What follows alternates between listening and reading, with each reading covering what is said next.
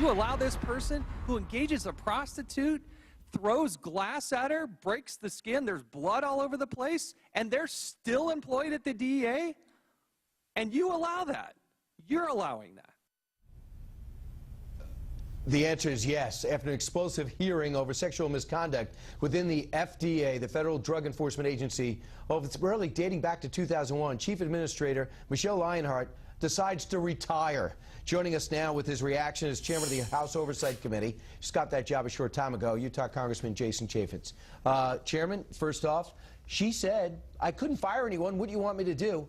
Should you have given her more power? Should your predecessors have given her more power to fire people? I do think the law needs to change so there's more absolute discretion for the administrator or one of the leaders in there. But she could have done some other things. A, she could have allowed the Inspector General to go in and look deeper. They withheld that. They pushed that back. And that could have been her henchman. It could have helped. And the other thing they could have done is revoke security clearances. I mean, you can't have a job at the DEA if you don't have a security clearance. Same with the Secret Service. So if you're having these sex parties that are funded by the drug cartels, you can't revoke their security clearance? Are you kidding me? Nobody bought that. Well, so this is the first time you've been exposed to this at this level?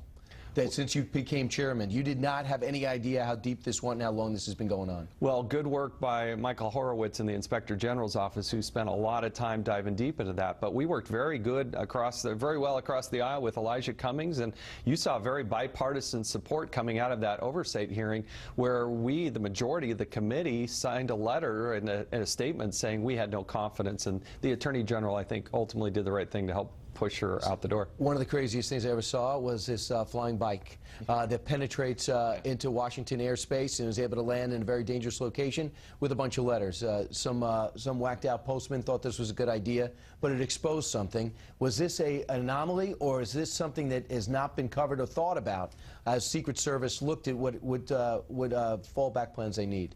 Well, in the Oversight Committee, we have no bounds to our jurisdiction. 5:30 today, we're going to get a briefing, not only from the Capitol Hill Police, which have primary jurisdiction for the space around the Capitol, but also the Secret Service, NORAD, the Pentagon, who has exposure to the airspace.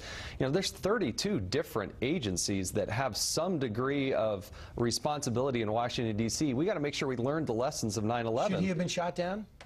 I think if you don't take somebody down, and down hard, guess what? The nuts and the terrorists decide that they're going to keep probing and keep pushing until you take somebody down. Talk about keep probing and keep pushing. When you got this job, you knew the IRS was going to be front and center. Yeah. We're still waiting to get the tapes, which have the emails that were supposedly lost forever, and has Lois Lerner taken the fifth. How close are we to finding what's in those emails?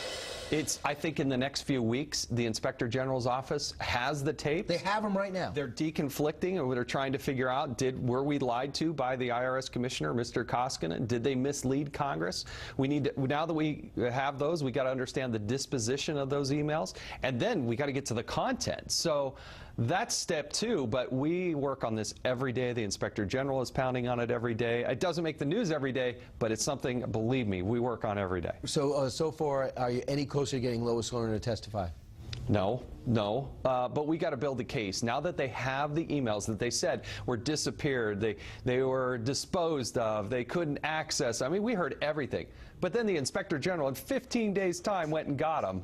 And now we're going to get a chance with the Ways and Means of Paul Ryan's team, and Peter Roskam there is leading investigations with them, as well as the Senate Finance, Orrin Hatch and his group. So we're all working on this. And you think you're a couple of weeks away from actually getting those emails? All of a sudden it'll pop up and we'll have it, and it'll be a big news story. A couple of years in coming. Yeah. Chairman, thanks so much for getting up with us. Thanks for having me. I appreciate it. Yeah, Great to see you in Washington.